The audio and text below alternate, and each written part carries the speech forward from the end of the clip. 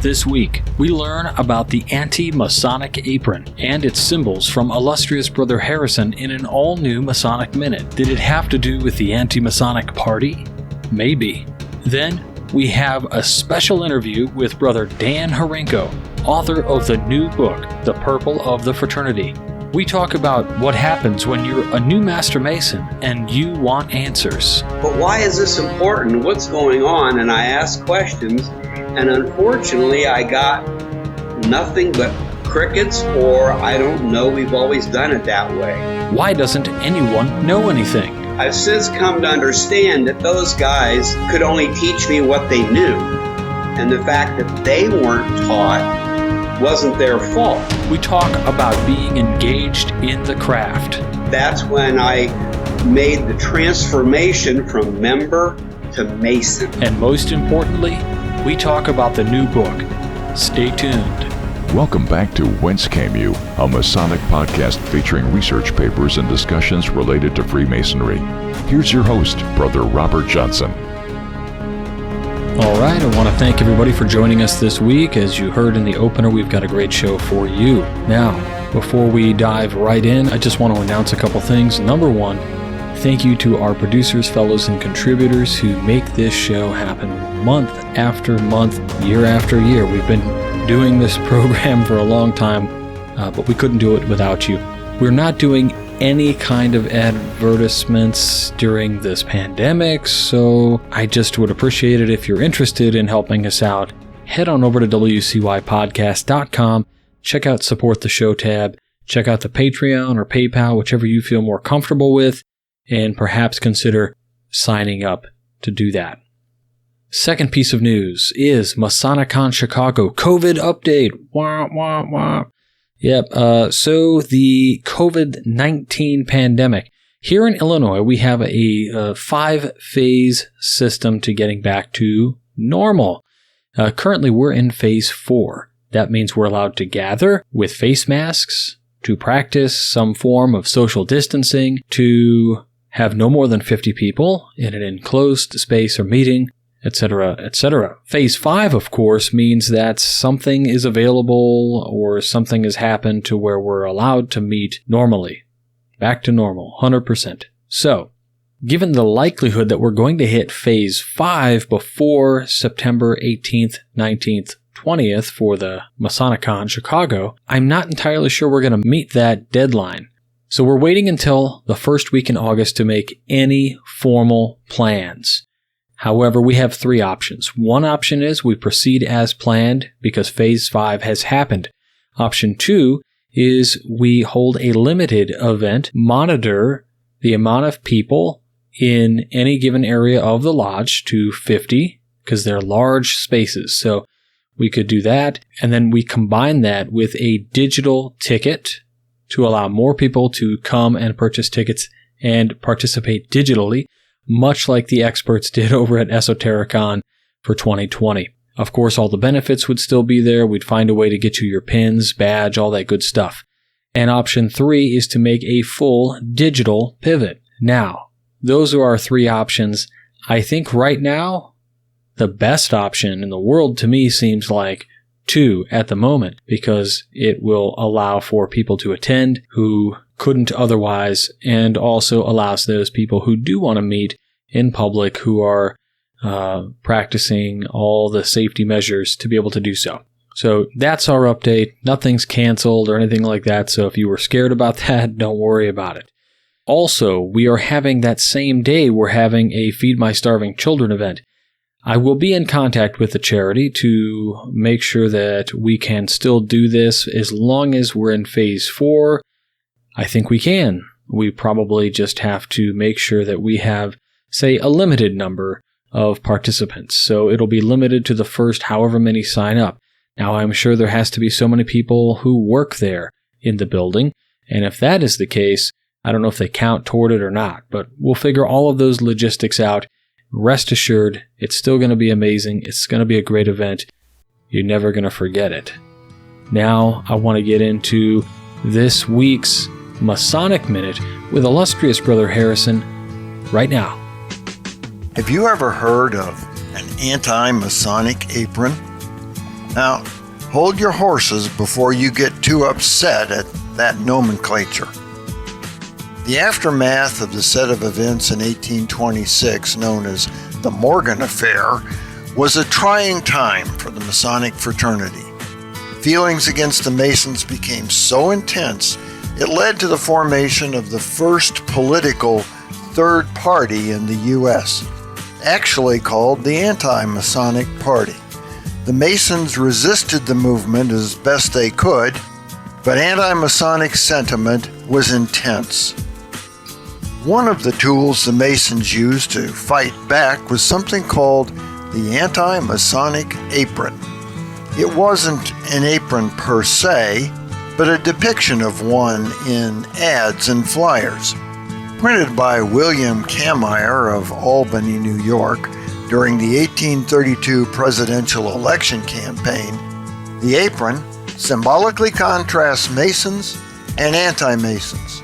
The left side of the apron shows a three-headed anti-Masonic hydra and the sandy foundation of the movement.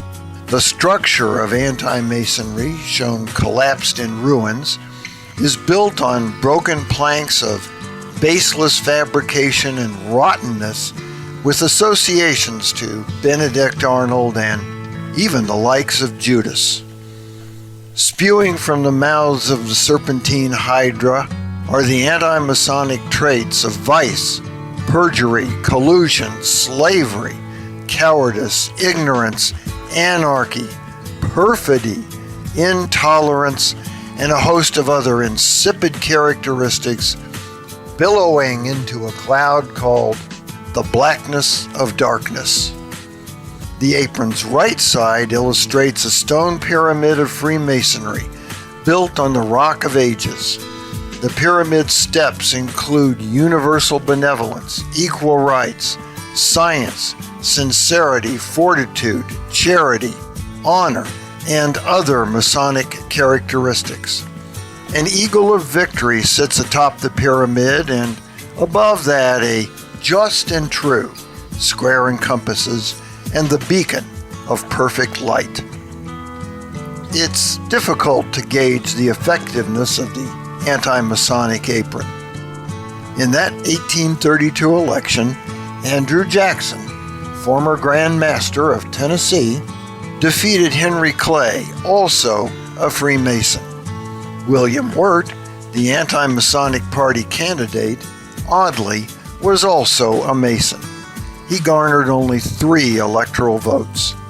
Wirt's Anti-Masonic Party dissolved 8 years later, but the anti-Masonic sentiment of the Morgan Affair lingered on.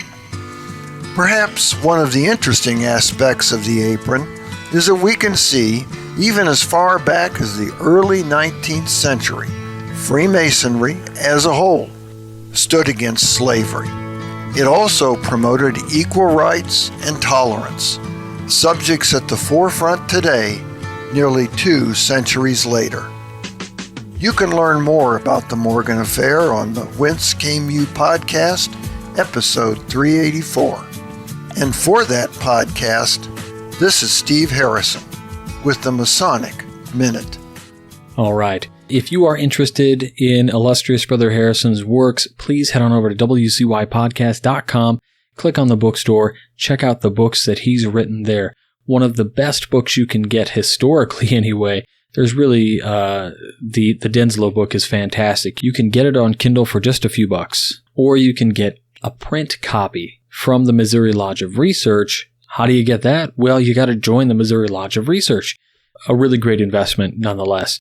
You know, I love the Missouri Lodge of Research as much as I love the Southern California Lodge of Research and the up-and-coming kind of Illinois Lodge of Research. You know, we're really trying to push great content and get together some great transactions for this year. So really excited about that also. But in any case, Missouri Lodge of Research, molar.org. Links for all of this will be in the show notes. So I want to just say thanks and check that stuff out. And a huge thanks, as always, goes out to illustrious Brother Harrison. Now, let's get in to this super cool interview with Brother Dan Hrinko, the Velvet Hammer.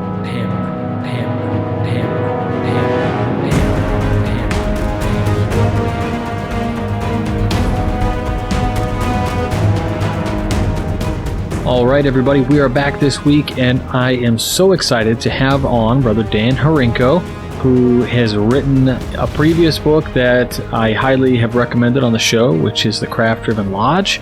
And Dan, thanks for coming on the show. I'm glad for the invitation. Absolutely. So anybody who doesn't know, the first time I met Dan Hrinko was at Camp Masonry last year. You know, this year it got canceled, but last year Dan and I and a bunch of people got to hang out and camp together and hang out. And, you know, I got to see Dan present for the first time. And something that you said was, you know, there's a lot of guys out there with a book, Dan, and not all of them are great, right? I think we both know that. But there was one thing that you said that made me say, I got to go buy Dan's book. Do you know what that was? No, I don't. All right. So let me make sure I say this correctly. It's a part of ritual. You said, a master is supposed to impart wise and important truths. And if you're just opening it and the master's not doing that, isn't even masonry.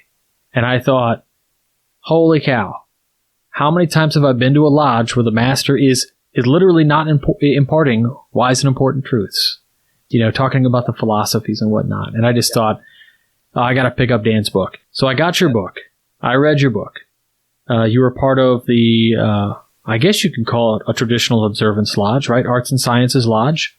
Well, we are kind of, sort of like a traditional observance lodge, but the traditional observance lodges tend to be pretty clear and regimented. Yep. And although they incorporate many elements that we like and appreciate, we refer to ourselves as a best practices lodge, meaning that we surveyed all the Masonic practices out there that we were familiar with, and we picked and chose the ones that we felt fit our needs. So we do some things like a traditional observance lodge, such as processing into a room in silence with a little bit of incense and some music.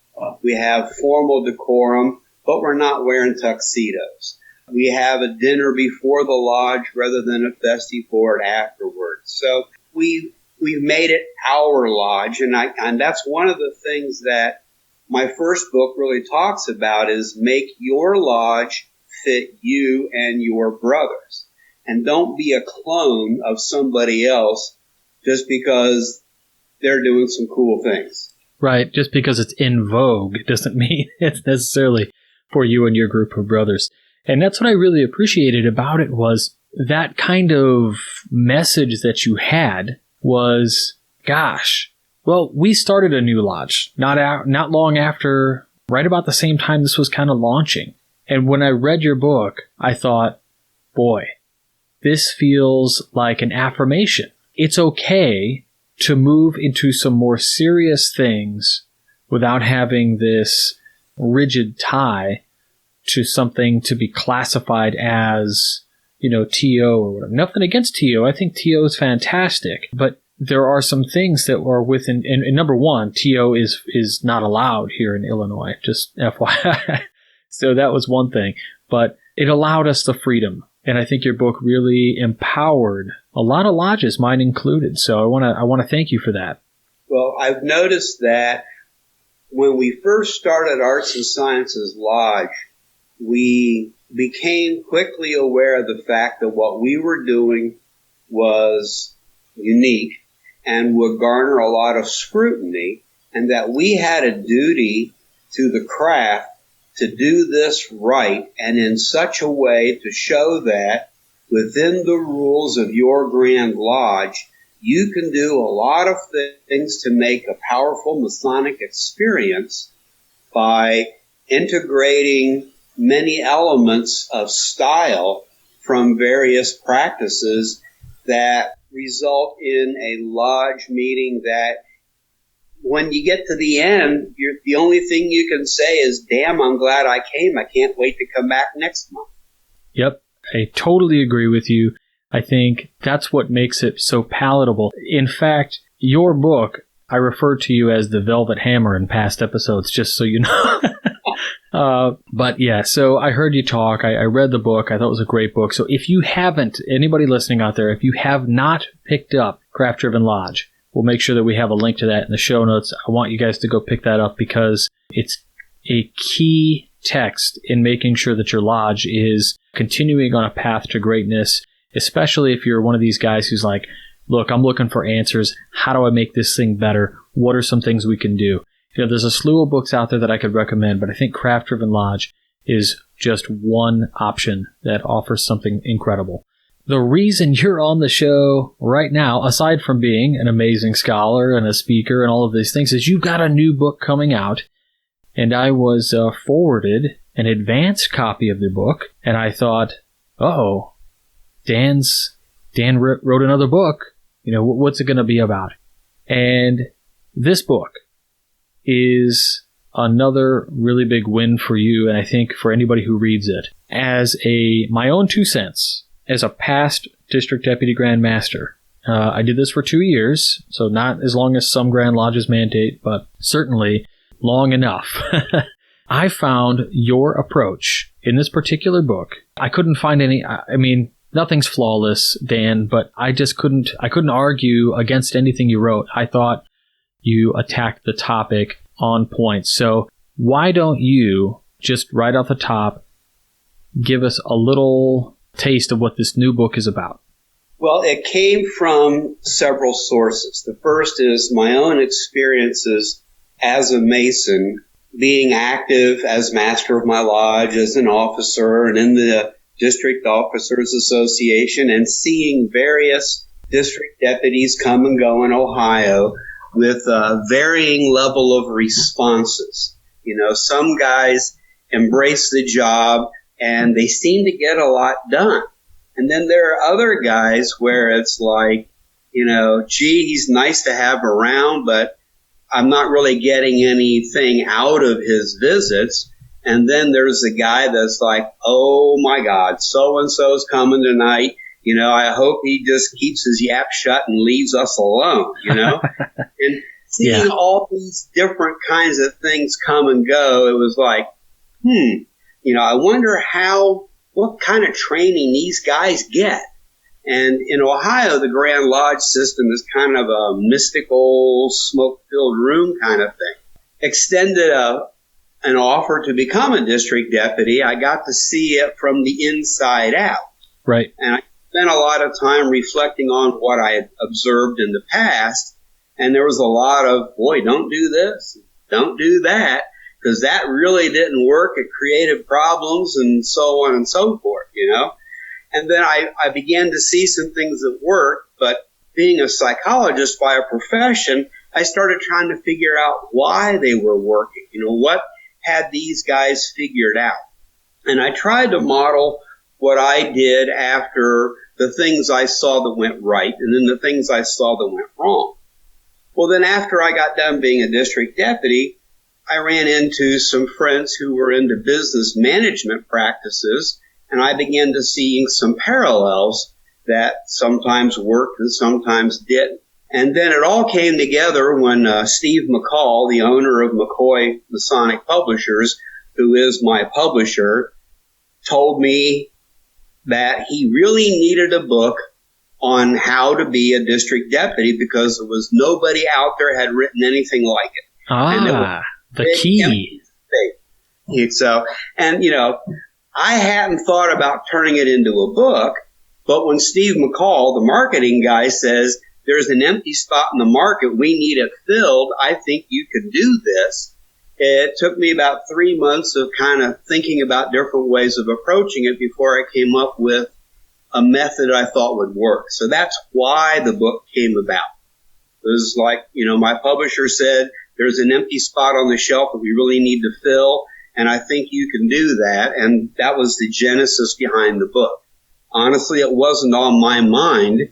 It was but using my experiences, I was able to put together just a good overview about how to go about functioning effectively as a district deputy grand master.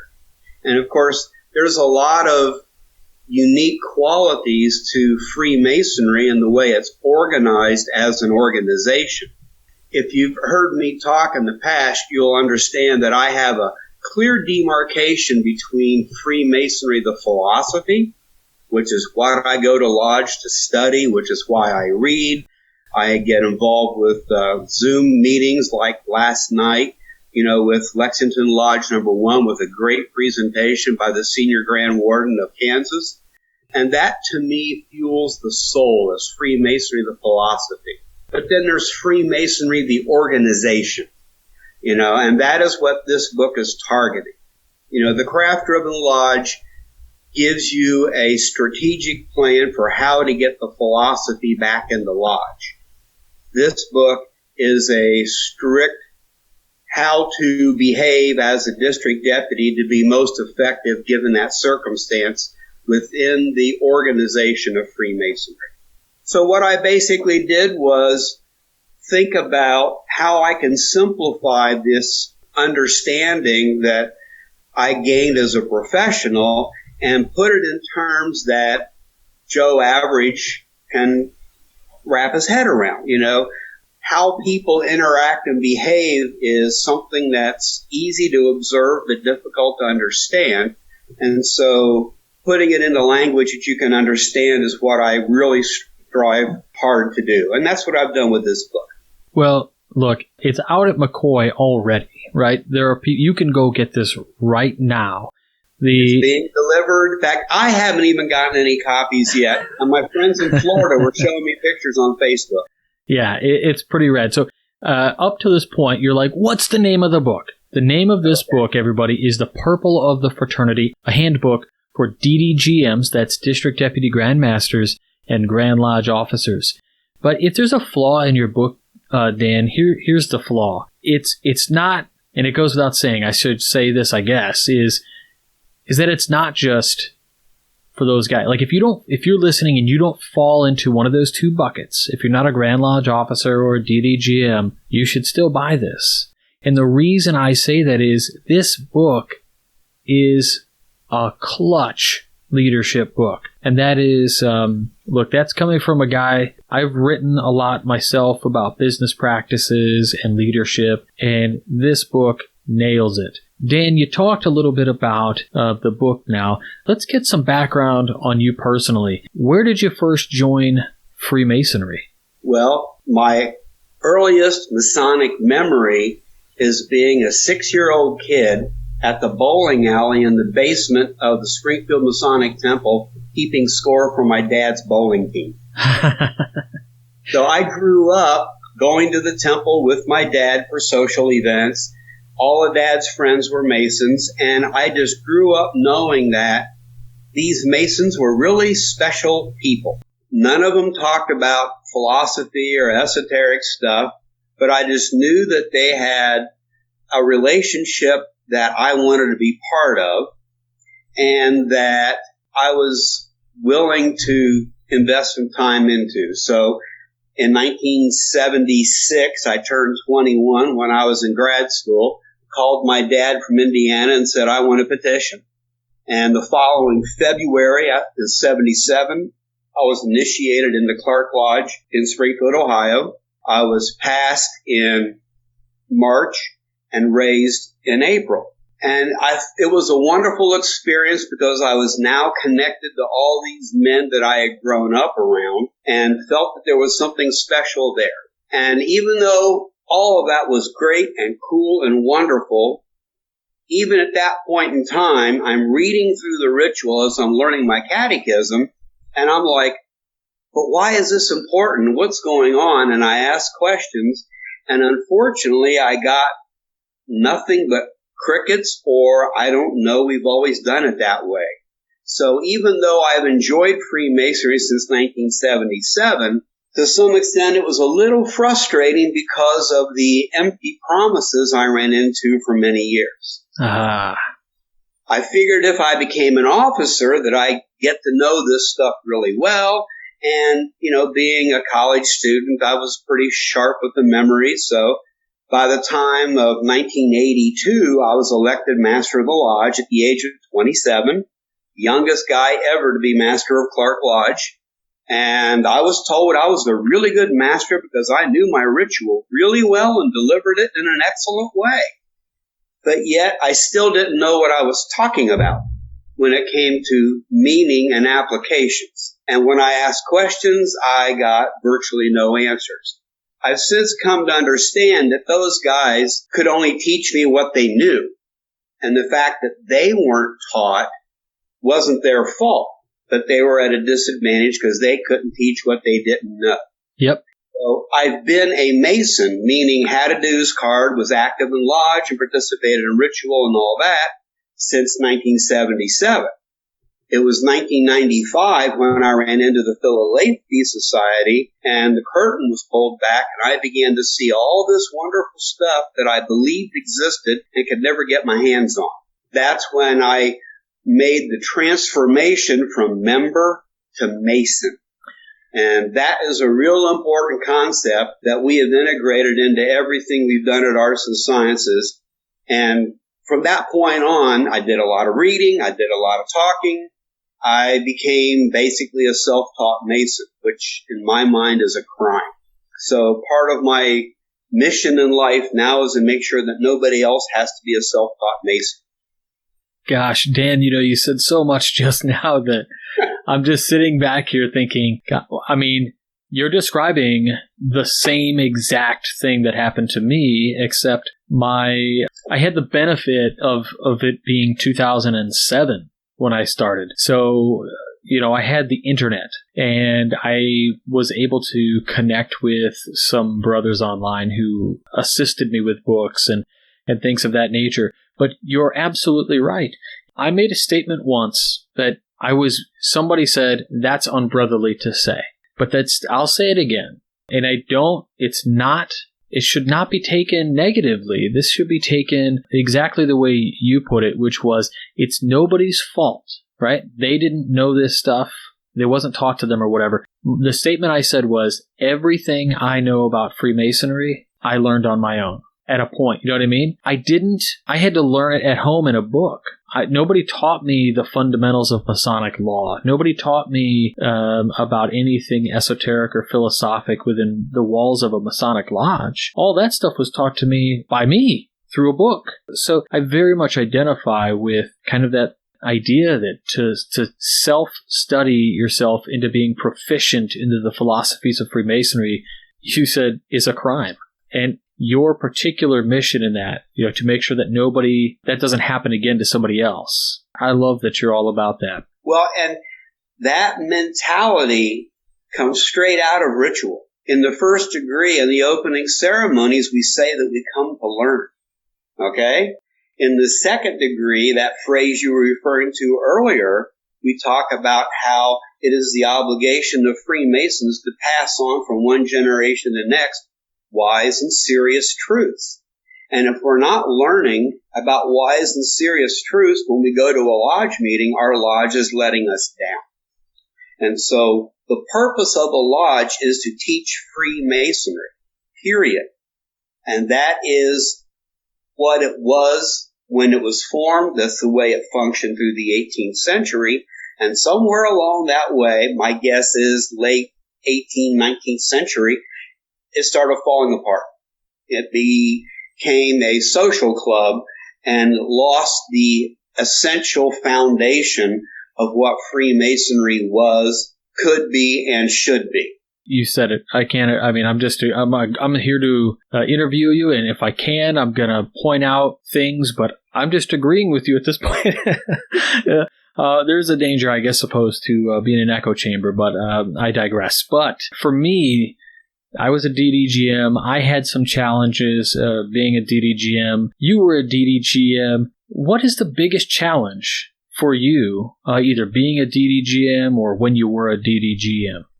The hardest thing, I spent 3 years as a district deputy in Ohio. It's a 1-year appointment with 2 renewals expected unless you do something really silly or there's a bit of politics going on, but we'll get away from that because that's too easy to get into.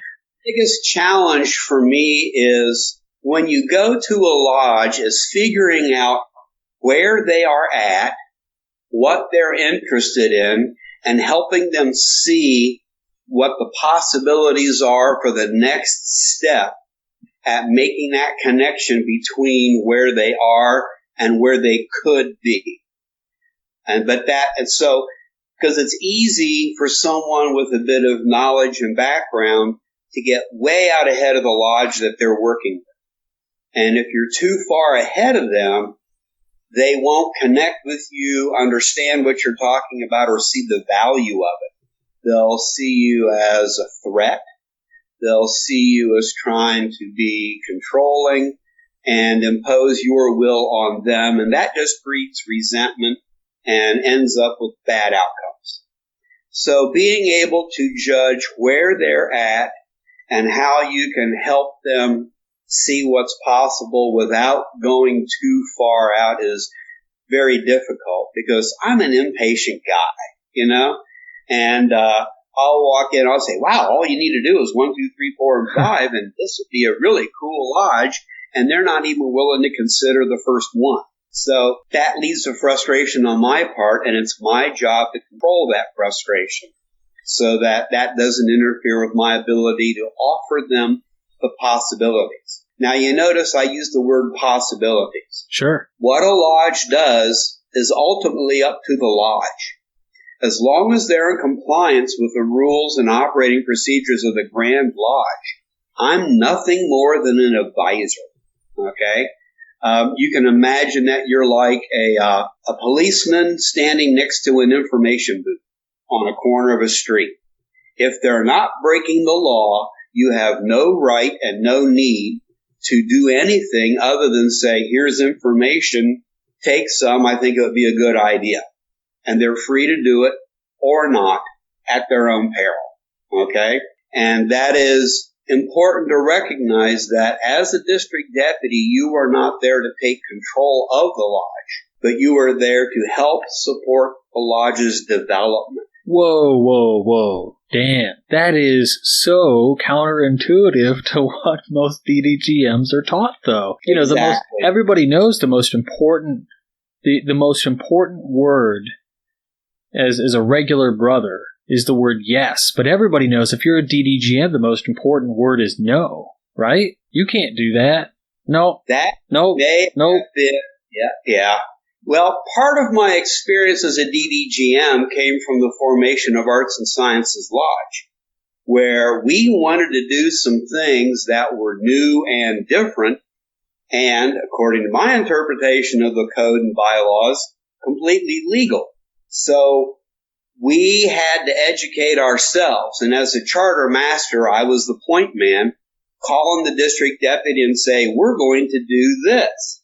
And the district deputy would say, well, you can't do that. And my response was, show me in the rules where it says I can't, or show me in the rules where it says I have to. And if the rules don't say, then my understanding is I'm free to do what I want within the general principles of Freemasonry. And the less than educated deputy would stammer and stumble and have to walk away because he knew I was right. Okay? So if you read your code, your ritual, and you understand it as a lodge officer, then you're in a position to see the possibilities and be willing to recognize that the district deputy is not God Almighty. Contrary to what we think. So let me give you this scenario. This is a real scenario that happened to me. Okay. I was a new district deputy grandmaster, and I would go to these monthly DDGM meetings, and this was the advice I got. If a lodge isn't doing what they're supposed to do, you show up every month and make them receive you in form every month until they figure it out. And I thought, why would I want to subject myself to that? Yeah, been there, done that. The first question I would have is, how do you define what they're supposed to do? Okay? Are there specific things that they're expected to do that they're not doing? Then you can address that. Showing up and making them receive you in form isn't going to help them learn anything, you know? Right. Yeah. So I would basically say, okay, well, let me tell you a story that we had. In Ohio, we have these big things called inspections. That's where the lodge is required to exemplify a degree for the district deputy to demonstrate their proficiency in the work, period, okay? the lodge has to do the entire degree beginning to end using only members of its lodge. Okay? No professional lecturers touring the district covering everybody's lodge. No Prestons. Nope, none of that. And usually, because it becomes a big social occasion, there's like 50 to 80 people there from all the lodges in the district watching you do your work. Okay? So we were at this one inspection, and we had 2 deputies in my district, so we split up the lodges. So the deputy who was doing the inspection, this lodge was doing a horrible job. Now, when you got an audience of 80 people, when you make comments, you don't talk about how horrible it is in public. So you point out a few good things, you dismiss them, you meet with the officers, and then this deputy basically said, "You guys did a really crappy job." Ooh. Which they obviously do. Okay? And in Ohio, in that rare situation when you fail your inspection, you basically say, "I'm coming back in a month. I want to see this degree again, and I want to see it done right." So here's this lodge with a failure, having to do it again in another month. So I pulled my fellow deputy aside, and I says, "Look, you were the bad guy. You're the inspecting officer. How about if I call the master and offer to come to the next meeting, and we'll walk through the degree, and I will talk to them about everything that you told me that you didn't like, everything I saw that I didn't like, and we will teach them how to improve the degree." So that's exactly what I did. I called the master, and I says, "Look, I'm not going to show up and force myself on you. I could, but I'm not. If you want, I will be glad to come and run a school of instruction to go through that degree with you and your officers to teach you everything that I saw, that my fellow deputies saw, to help you understand where the problems were and how to fix them." And he said, "Wonderful." So I did, and we spent 3 hours going through the second degree. That's a long time on such a short degree, but it was move by move, word by word, with explanations. Right. When the deputy came back, they did the degree. It was wonderful and fine. So it was a matter of teaching by pointing out where the deficiencies were and being a supportive teacher rather than a bludgeon beating them into submission. Which is exactly what's needed. I always thought that empowerment was just, not only is it nice, but it's so much easier on you.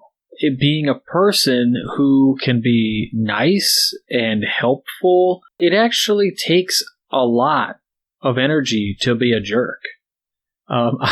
If guys could just learn how to empower their lodges, and we're seeing this more and more though. This idea of servant leadership has started to take hold, and I'm really liking what I see. Although, there are some old school guys who still kind of get hung up on these ideas, but hopefully they move on at some point. Part of the problem is, my training as a deputy was a 4-hour session of, here's the handbook, here's the charities, here's how you plug the charities, here's the reports you have to fill out, here's how you fill out the reports, here's the deadlines you have, the timelines, any questions, great, go out and be a deputy. Right. None of it had anything to do with how do you interact with the lodges. So that brings me to the next question, Dan. In your book, I'm sure guys don't want to get your book and think, "Oh, this is how you make a calendar," right? What are guys going to get out? What are you going to get out of this book?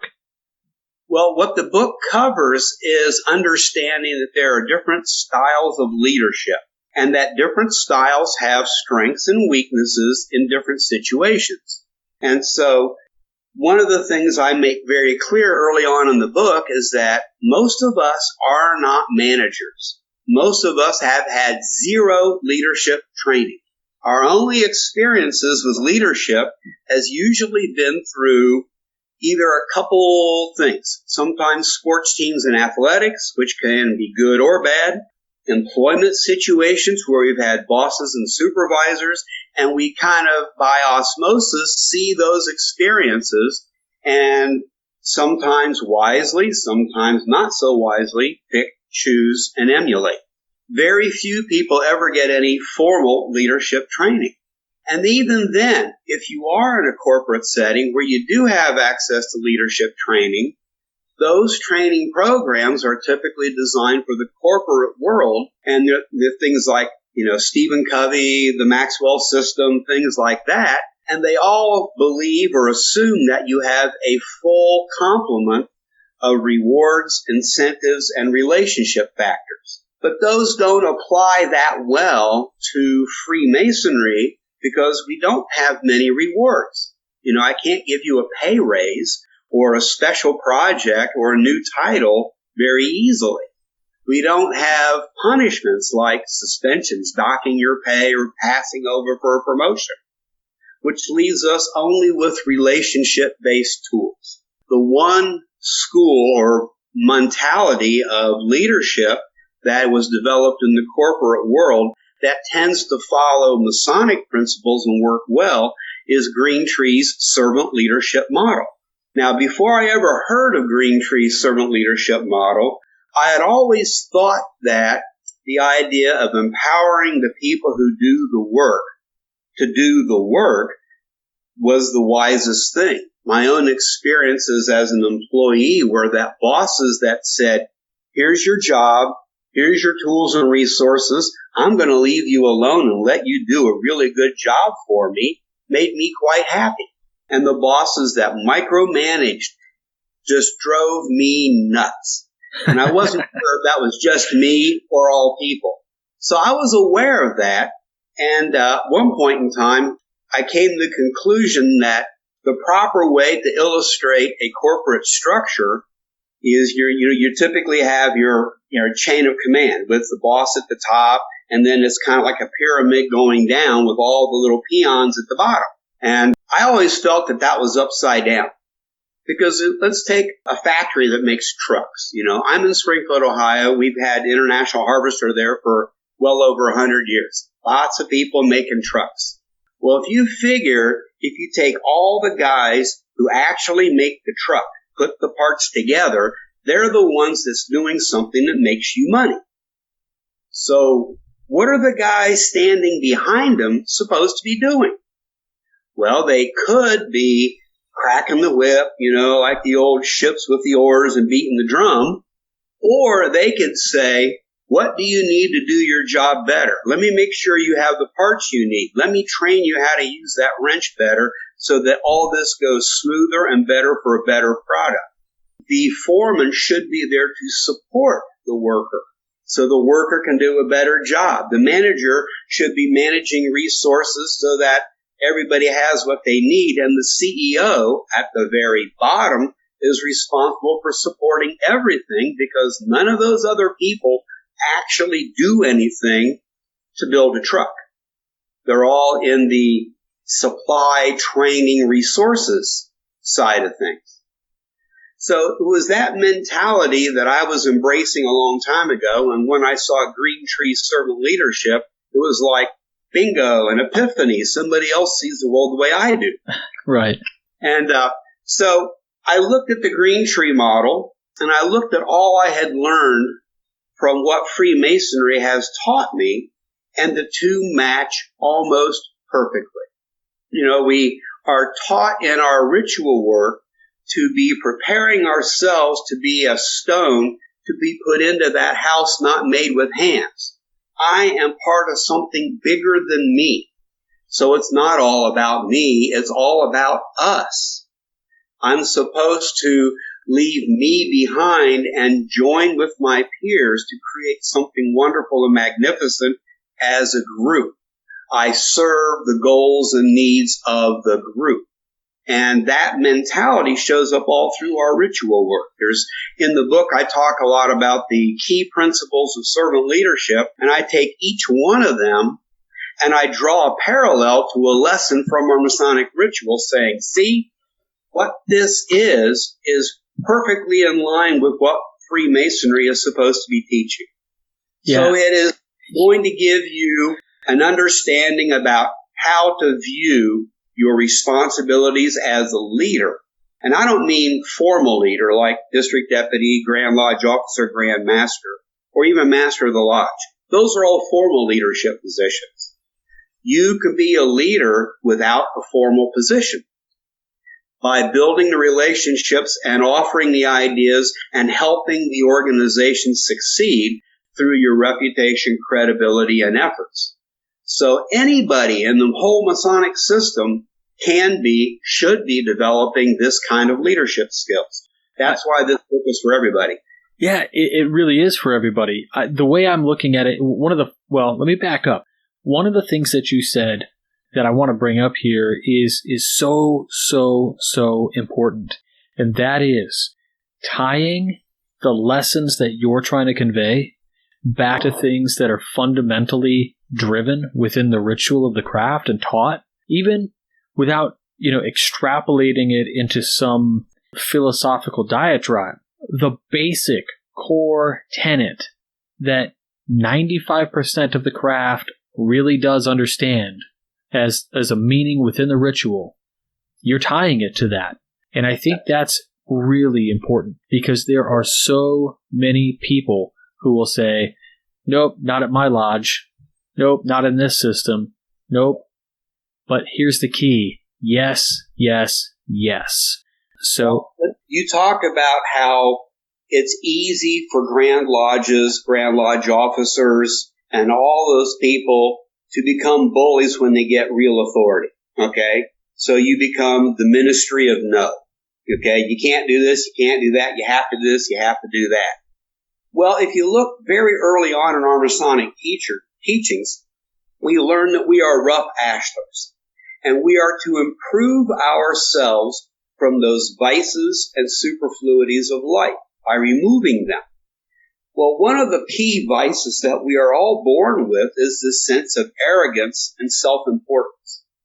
So that when we are given an opportunity to have power, that it is natural for us as humans in need of improvement to let that power go to our head, become intoxicating, and cause us to stop listening and start bossing. So if we practice what we were told in our very first degree to subdue those passions, improve ourselves in Masonry, and deal with that vice of being self-centered and arrogant, then we're less likely to behave as a bully once we're given a position of authority, and more likely to behave as a brother, recognizing that we are all equals. Yep. You got it, man. I mean, this is one of our biggest key components. It's simple. It's on the level, right? And I think that's where you're attacking this from in some respects. You've been a leader both formally and informally. What is a leadership pet peeve of yours or a biggest pitfall that you see leaders make? And, we talked about the quote unquote Dan, we're going to call this from now on Dan Hrinko's Ministry of No. That's going to, so aside from that, what's something that you see guys make a common mistake all the time? Just something that they can remedy right now, maybe. It is taking time to listen to what the brothers in lodge are looking for.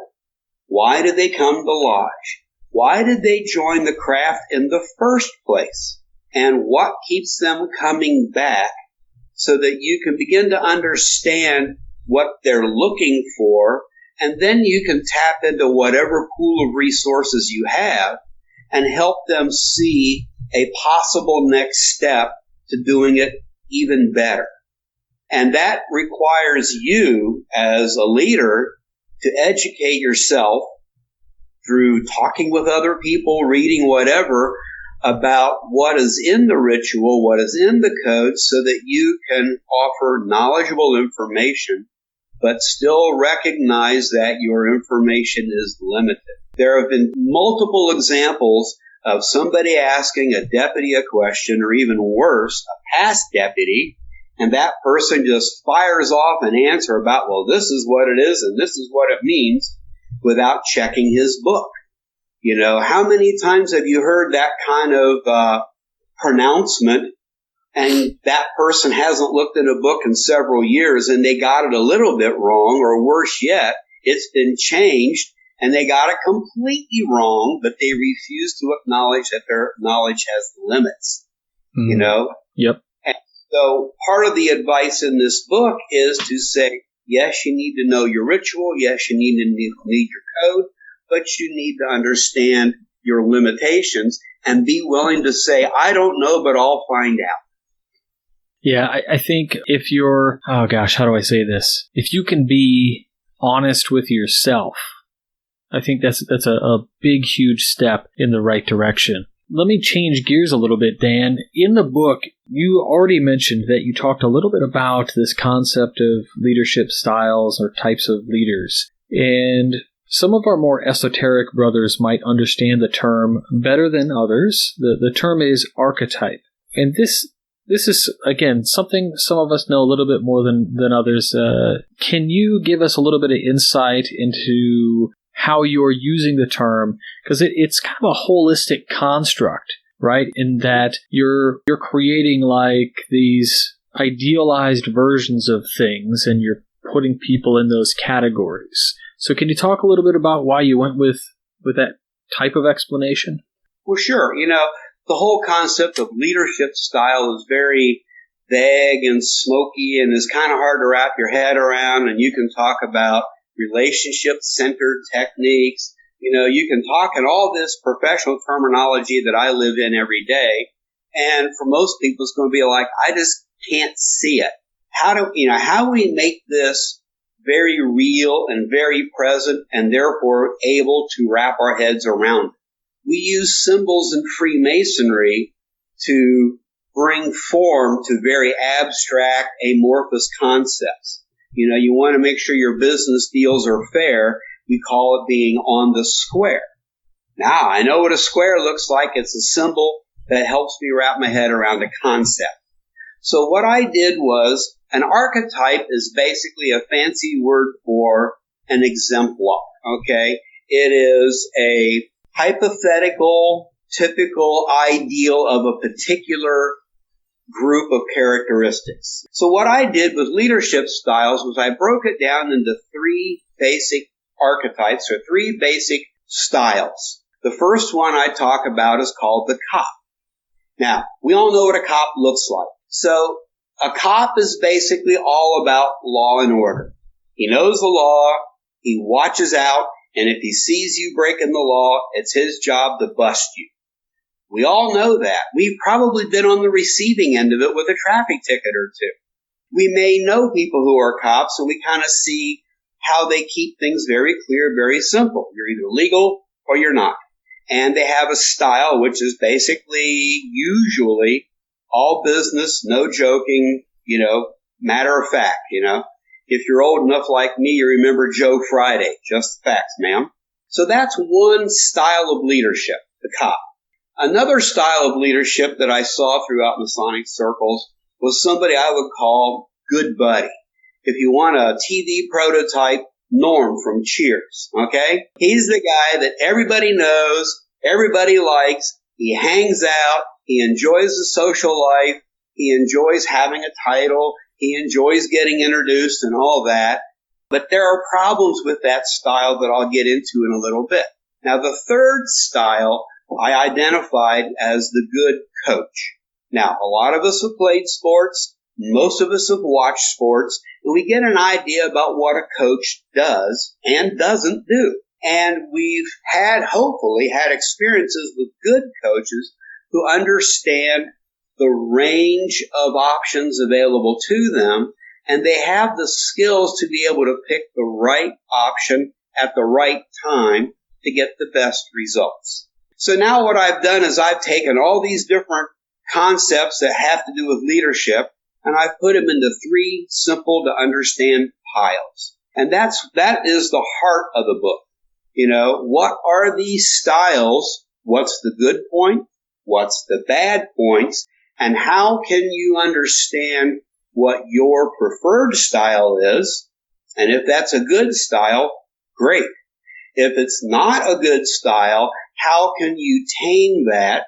Again, improving our ashlers, and begin to practice the more positive characteristics of the different styles. So that is the heart of the book. that I think even if you don't understand or don't care about all the theoretical stuff and all the background, if you understand those three piles, how they behave, and how you can pick from those piles to get the best results, the book's worth it. Oh, Dan, the if you have all this if, then it's worth it. No. You're being too polite. I think the book is 100% worth every dime. You can get the book right now. Again, you can order it right now. It'll be delivered soon. It's only $15, you guys. It's not a giant tome. I think, Dan, you did a wonderful job of presenting the information in a way that you can soak it up and put it into practice. It's not using highfalutin words that nobody knows. I don't need a thesaurus to read it. This is a Mason's book. And one of the greatest things about it is I read an e-copy of the book, Dan, but the book, again, is concise and to the point. And what's nice about that is it probably fits in my bag.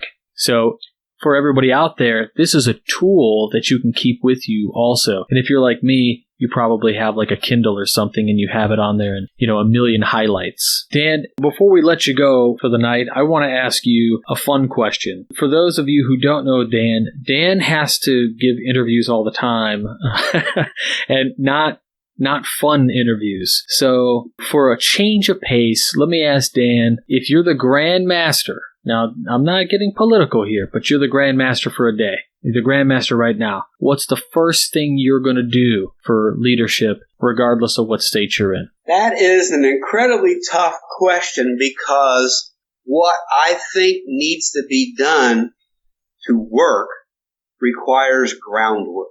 So if I were to be Grand Master tomorrow, I would hope that 2 years ago, I would have been informed about this day. And what I would have done was I would have started talking to all the lodges in the area to kind of get a sense as to who do they know that really has a good skill at listening to people.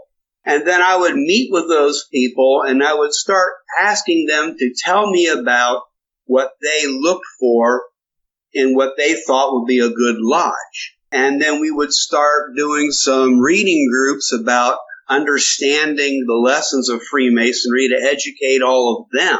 And then what I would do is I would use that as the pool to be able to say, okay, now you guys have a foundation. You have some personal skills, listening. You have some knowledge and information, and you have some training about how to offer suggestions and coach people to do better without having to pull out the hammer and bust them, for doing anything wrong. And then I would make them the district deputies for that day, and I would tell the rest of the Grand Lodge officers to sit back and watch and see what this style does. Because this is not a style where you come in, you do something, and you get immediate results. This is a style where you're building relationships. That takes time to build, but once built, yields great results. And let me give you an example. We all know George Washington was a Mason, and he was a great military leader. Not because he was a great military strategist. He hired them, okay? What made him a good leader that got all those men to suffer through Valley Forge and to do all that nasty stuff for him was because he was out there in the trenches with the men. When he ran his farm at Mount Vernon, he was out in the fields watching and helping his men work every day. He didn't hold himself above his soldiers or above his employees. He held himself as one of them. And if our deputies and Grand Lodge officers remember that they are of the craft, from the craft, and will always be part of the craft, then they will be better at listening, teaching, learning, and suggesting, so they rarely, if ever, have to pull out rank and say, okay, you're busted.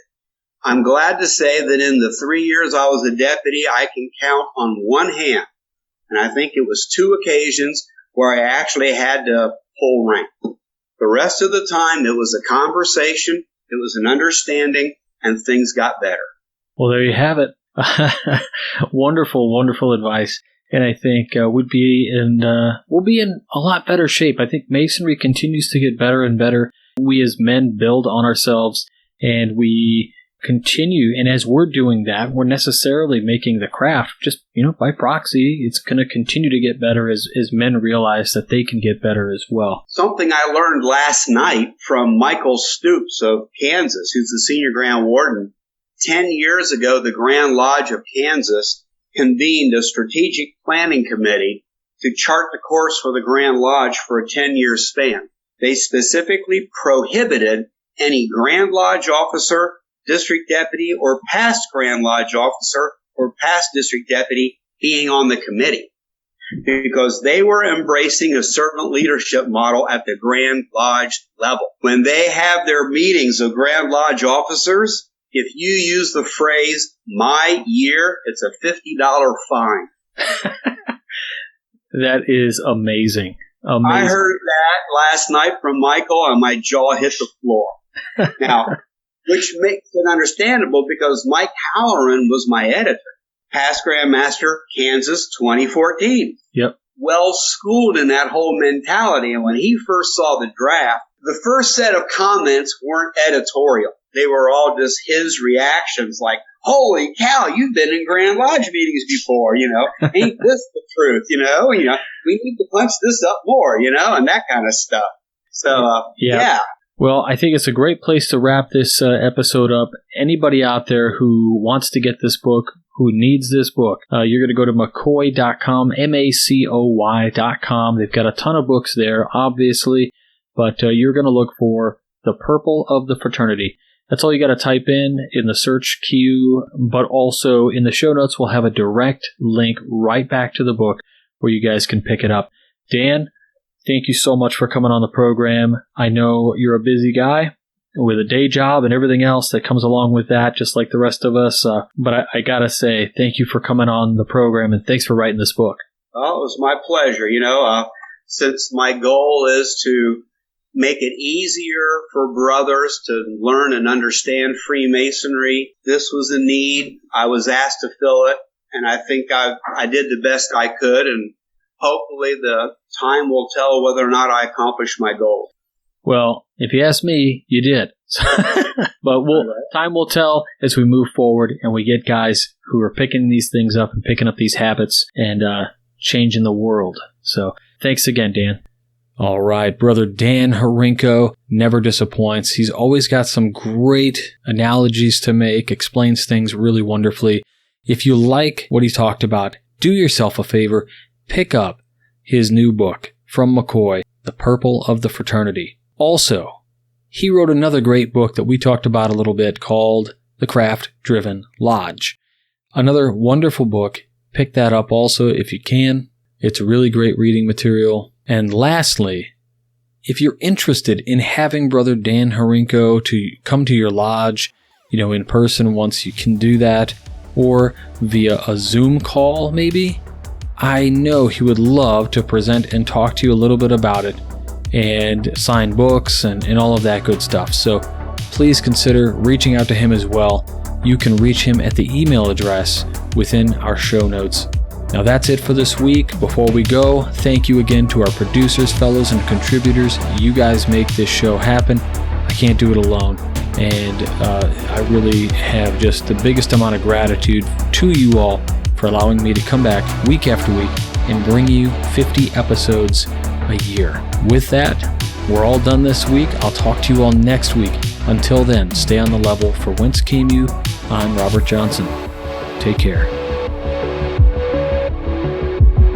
You've been listening to Whence Came You, a Masonic podcast featuring research papers and discussions related to Freemasonry with your host, Brother Robert Johnson.